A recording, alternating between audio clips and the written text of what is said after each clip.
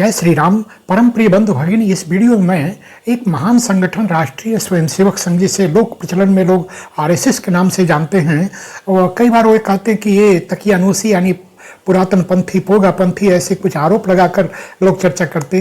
लेकिन मैं स्वयं उसका 62 वर्ष का एक स्वयंसेवक, मैं इसका एक स्वयं अनुभव के आधार पर कह सकता हूँ कि ये हमारा महान संगठन सतत परिवर्तनीय, अपने निश्चयों में कहीं कोई कट्टरपन नहीं तो परिवर्तन है। जो अपनी प्रार्थना, जो प्रार्थना उसका मंत्र है, जिस मंत्र के मूल मंत्र के आधार पर यह संगठन चलता है, ऐसा मंत्र भी 2 से 3 बार परिवर्तन हुआ।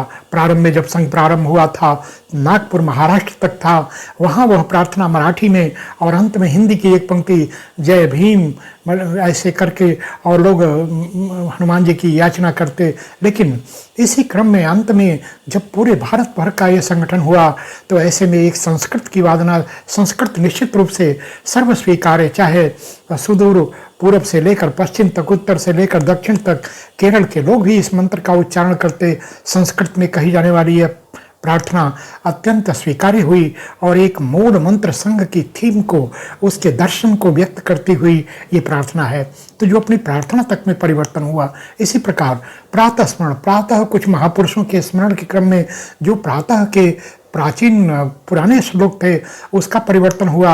आज जो एकात्मता स्तोत्र है, एकात्मता मंत्र है, वह परिवर्तनीय है। ओम नमः सच्चिदानंद रूपाय परमात्मने ज्योतिर्मय स्वरूपाय विश्वमंगल मूर्ते, ऐसे कह करके पूरे श्लोकों की एक सुदीर्घ मालिका है, जिसमें देश के सभी महान महापुरुषों और मानबिंदुओं की चर्चा होती है।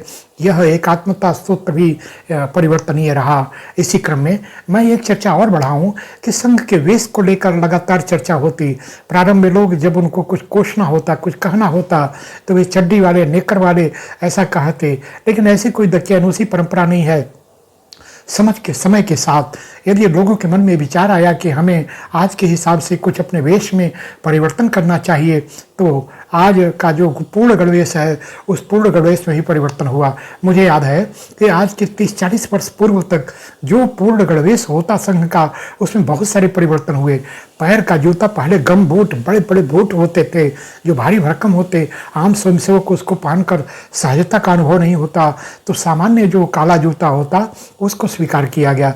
काला जूता, कुछ लोग चमड़े के जूते, काला कुछ चमड़ा मृत चर्म का होता, लेकिन तो भी यदि चमड़े का जूता लोग नहीं पहनते तो ऐसे कई प्रकार के उसको विकल्पों को भी स्वीकार किया गया।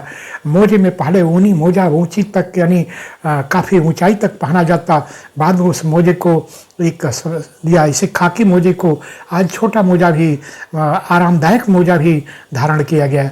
इसी प्रकार जिस नेकर की कल चर्चा हुई, आज नेकर के स्थान पर उसका रूप एक फुल पैंट ने ले लिया है, वह वेश का अंग है। इसे सफ़ेद कमीज में भी पहले बहुत सारी कमीज होती थी जो नीचे यहीं तक बटन होता, नीचे बटन नहीं होते। आज कमीज में सफ़ेद होना चाहिए, पूरी बाह का होना चाहिए, किसी भी रूप में हो। काली टोपी को लेकर कहीं कोई असमंजस नहीं रहा।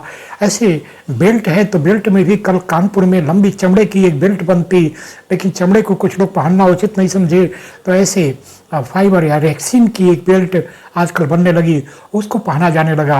यानी पूरे वेश में मैं समझता हूँ कि एक टोपी को छोड़कर हर अंग में परिवर्तन हुआ, और आज का वेश सर्वग्राह्य, सर्व स्वीकार्य ऐसा संघ का एक वेश है। तो किसी भी बात को लेकर कोई कट्टरपन संगठन में नहीं है। जहाँ जो आवश्यक है उसमें परिवर्तन की पूरी गुंजाइश है। स्वयंसेवक अपना विचार रखते हैं, विचार होता है, और जैसे संगठन का नाम, संगठन के गुरु, संघ की महनीय परंपरा, ऐसे हर बात को स्वयंसेवकों के विचार से होता, उसी प्रकार वेश को लेकर के भी ये परिवर्तन स्वीकार्य हुआ। मैं समझता हूँ कि ये चर्चा कहीं संगठन को समझने के लिए उपयोगी होगी। यदि ये चर्चा अच्छी लगी तो वीडियो को लाइक कर चैनल को सब्सक्राइब करने की कृपा करें। जय श्री राम।